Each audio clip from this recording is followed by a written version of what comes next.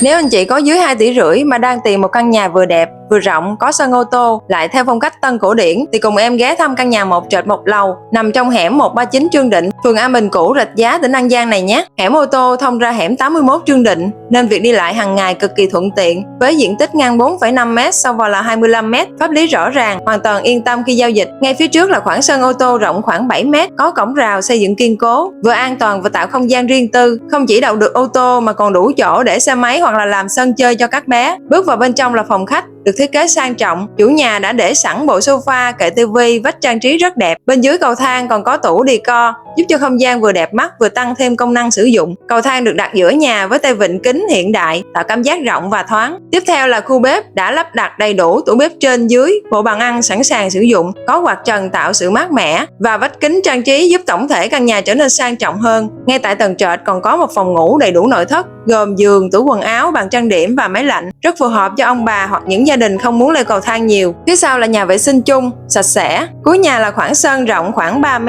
đã được rào chắn an toàn và giúp lấy gió, lấy sáng và là nơi phơi đồ rất tiện. Lên trên tầng lầu, đầu tiên là phòng thờ rộng rãi, có cửa mở ra ban công phía trước, mang lại không gian trang nghiêm và thoáng đãng. Kế đến là 2 phòng ngủ, trong đó một phòng có toilet riêng khép kín bên trong phòng và được trang bị sẵn giường, tủ, bàn trang điểm và máy lạnh. Ngoài ra, tầng lầu còn có thêm một nhà vệ sinh chung và ban công phía sau giúp cho lưu thông không khí, đón gió tự nhiên cho cả tầng. Với mức giá 2,490 tỷ vẫn còn thương lượng cho khách thiện chí và có hỗ trợ vay ngân hàng. Nếu như anh chị quan tâm căn nhà này thì hãy liên hệ ngay em Lý để xem nhà thực tế nhé. Bây giờ chào tạm biệt và hẹn gặp lại.